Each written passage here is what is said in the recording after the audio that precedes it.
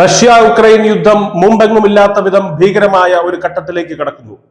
സാക്ഷാൽ വ്ളാഡിമിർ പുടിന്റെ ഔദ്യോഗിക വസതി ലക്ഷ്യമിട്ട് ഉക്രൈൻ നടത്തിയ വൻ ഡ്രോൺ ആക്രമണം ലോകത്തെ ആകെ ഞെട്ടിച്ചിരിക്കുകയാണ്. ഒന്നല്ല, 9 അല്ല, 90-ലധികം ഡ്രോണുകളാണ് പുടിന്റെ വസതി ലക്ഷ്യമിട്ട് കുതിച്ചെത്തിയത്. മോസ്കോ ഇതിന് നൽകാൻ പോകുന്ന മറുപടി എന്തായിരിക്കും? നോക്കാം. നോവ്ഗൊറോഡ് മേഖലയിലുള്ള പുടിന്റെ ഔദ്യോഗിക വസതിക്ക് നേരെയാണ് ഉക്രൈൻ ഡ്രോൺ ആക്രമണം നടത്തിയത്. റഷ്യൻ വിദേശകാര്യ മന്ത്രി സെർജി ലാവ്റോവ് തന്നെയാണ് ഈ വിവരം പുറത്തുവിട്ടത്. ഏകദേശം 91 ഡ്രോണുകൾ റഷ്യൻ പ്രതിരോധ സേന വെടിവെച്ചിട്ടു എന്നാണ് റിപ്പോർട്ടുകൾ. ആക്രമണത്തിൽ നാശനഷ്ടങ്ങളോ ആളപായമോ റിപ്പോർട്ട് ചെയ്തിട്ടില്ലെങ്കിലും റഷ്യയുടെ അധികാര കേന്ദ്രത്തിന് നേരെയുള്ള ഈ നീക്കം വലിയ യുദ്ധ പ്രഖ്യാപനമായിട്ടാണ് മോസ്കോ കാണുന്നത്. ഇതിന് പിന്നാലെ ഉക്രൈനിലെ തന്ത്രപ്രധാനമായ ലക്ഷ്യങ്ങൾ റഷ്യൻ സൈന്യം തിരഞ്ഞെടുത്തു കഴിഞ്ഞു.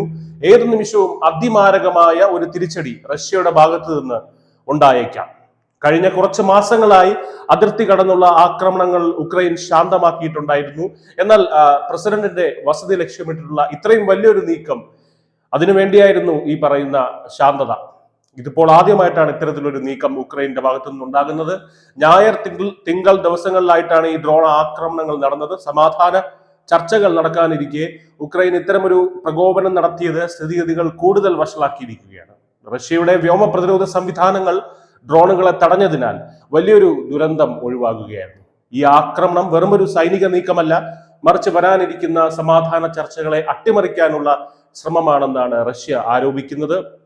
ഉക്രൈനുമായിട്ടുള്ള ചർച്ചകളിൽ തങ്ങളുടെ നിലപാട് ഇനി കടുപ്പിക്കുമെന്നും ലാവ്റോവ് വ്യക്തമാക്കി. അതേസമയം അമേരിക്കയിൽ അധികാരത്തിലിരിക്കുന്ന ഡൊണാൾഡ് ട്രംപിന്റെ ഭരണകൂടം അവരുമായിട്ടുള്ള ചർച്ചകൾക്ക് റഷ്യ തയ്യാറാണെന്ന സൂചനയും ഇതിനിടയിൽ നൽകുന്നുണ്ട്. അതായത് കീവിനോട് വിട്ടുവീഴ്ചയില്ലാത്ത സമീപനവും ട്രംപ് ഭരണകൂടത്തോട് നയതന്ത്രപരമായ സമീപനവുമാണ് റഷ്യ ഇപ്പോൾ സ്വീകരിച്ചു വരുന്നത്. പുടിന്റെ വസതിക്ക് നേരെയുള്ള ഈ നീക്കം, ഈ സൈനിക നീക്കം, ഈ ആക്രമണം ഉക്രൈൻ യുദ്ധത്തിന്റെ ഗതി മാറ്റുമെന്ന് തന്നെ ഉറപ്പാണ്. റഷ്യയുടെ പ്രത്യാക്രമണം എത്രത്തോളം കടുപ്പമേറിയതാകും എന്നതിനെ ആശ്രയിച്ചിരിക്കും വരും ദിവസങ്ങളിലെ ആഗോള സാഹചര്യം.